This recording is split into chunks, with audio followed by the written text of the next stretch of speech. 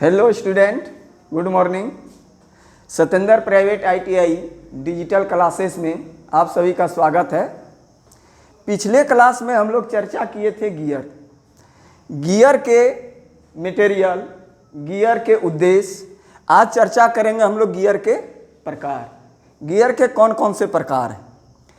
तो गियर का प्रकार स्पर गियर, तो स्पर गियर जो होता है वो समानांतर,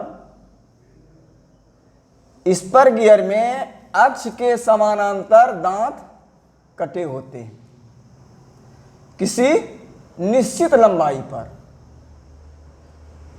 समान दूरी और निश्चित समान आकृति के दांत कटे होते हैं। इसका प्रयोग साधारण कार्यों के लिए किया जाता है, जैसे मशीन के गियर बॉक्स में।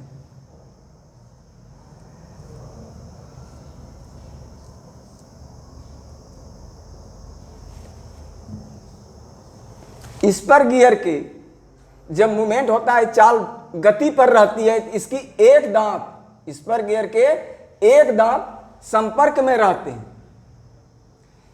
और गियर के अक्ष के समानांतर दांत कटे होते हैं। इसका प्रयोग साधारण कार्यों के लिए, हल्के कार्यों के लिए किया जाता है। दूसरा है हेलिकल गियर। हेलिकल गियर क्या है? तो हेलिकल गियर पर हेलिकल गियर के दांतें, हेलिकल गियर के दांतें किसी निश्चित कोण पर कटे होते हैं।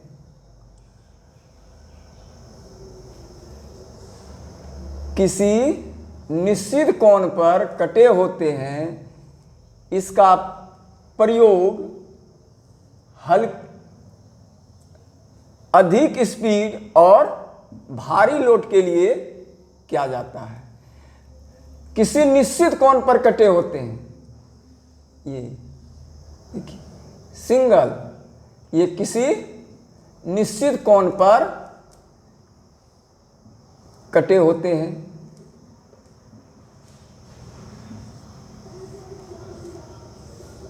और स्पर गियर में समानांतर, ये किसी निश्चित कोण पर कटे हुए हैं। लेकिन इस गियर को जब मूवमेंट में रहता है, चाल में, गति के चाल में रहता है, तो ये जिस तरफ इसकी पीठ झुकी हुई रहती है उस तरफ गियर को बाहर निकालने के लिए कोशिश करता है। तो उसमें जो है बेरिंग पर लोड पड़ता है, इसलिए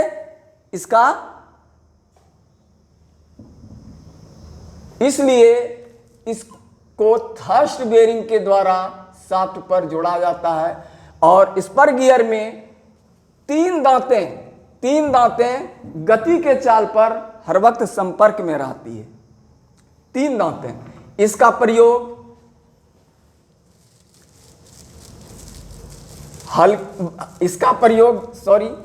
प्रयोग भारी एवं अधिक चाल पर और भारी लोड पर किया जाता है।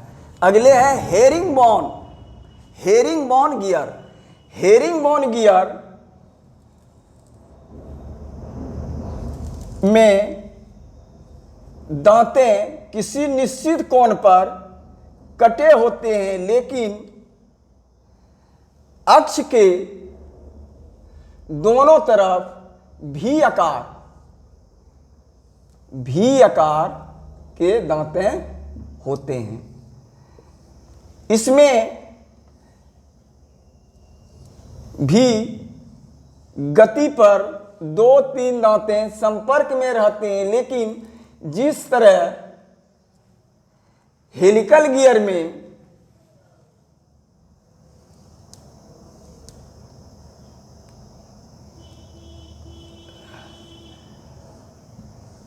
दांत के अनुसार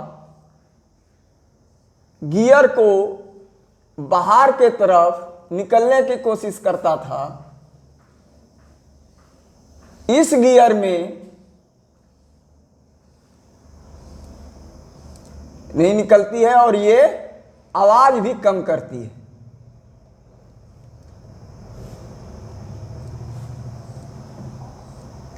ये गियर आवाज भी कम करती है।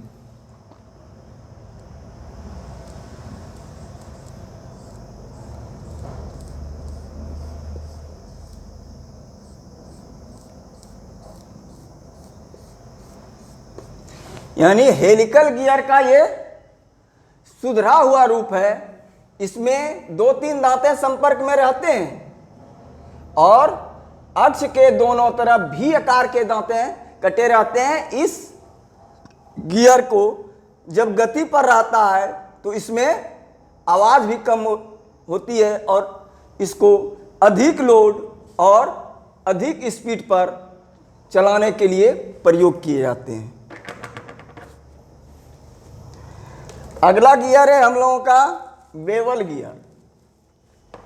बेवल गियर, बेवल गियर जो है पर दांतें किसी कोण,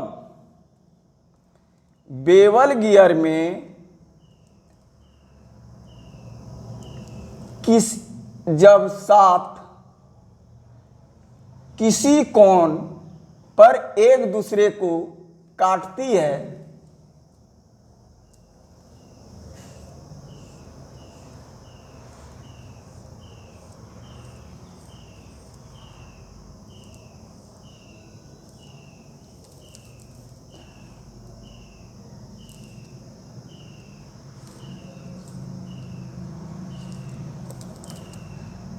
बेवल गियर में शाफ्ट एक दूसरे को किसी कोण पर काटती है। जैसे ये है, ये शाफ्ट का अक्ष ऐसे जाएगा, ये ऐसे आएगा, यानी किसी कोण पर ये शाफ्ट को काटती है, तो वहां पर इसका प्रयोग किया जाता है। आगे है rack and pinion. Rack and pinion, rack and pinion जो है, रैक एंड पिनियन के द्वारा किसी घूर्णन गति को रेखीय गति में परिवर्तित किया जाता है। रैक और पिनियन में किसी घूर्णन गति को रेखीय गति में परिवर्तित किया जाता है।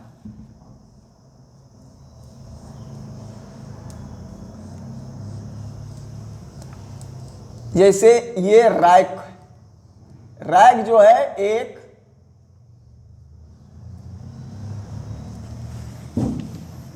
फ्लैट आकार की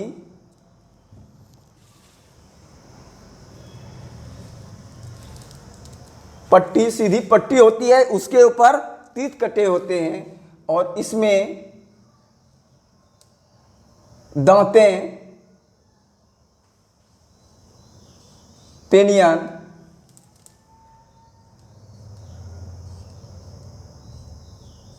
फिट होती है। ये क्या है? पेनियन है। ये रैक और ये पेनियन। इसके द्वारा ये घूर्णन गति को रेखीय गति में परिवर्तित किया जाता है। इसका प्रयोग लेथ मशीन के कैरेज में किया जाता है। घूर्णन गति, ये पेनियन जब घूमती है तो वो रेखीय गति में चाल को परिवर्तित करती है। रैक में सीधी दांतें होती है। अगला है बर्म एवं वर्म गियर। बर्म एवं वर्म गियर। बर्म जो है शाफ्ट पर हेलिकल दांतें, बर्म शाफ्ट पर हेलिकल दांतें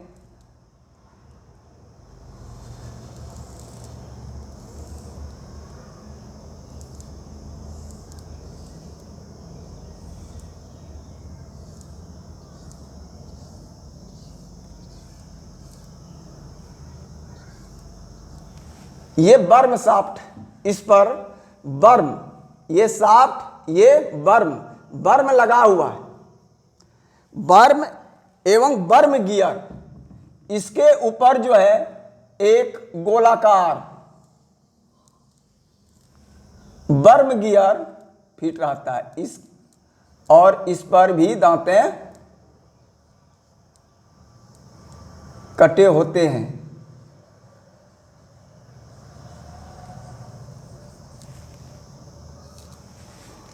इसका प्रयोग चाल को कम गति देने के लिए किया जाता है।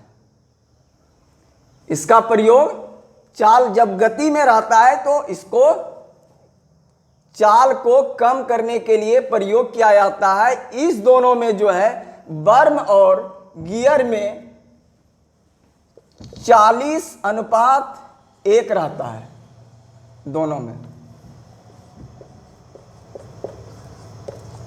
40:1 का रहता है तीथ पर।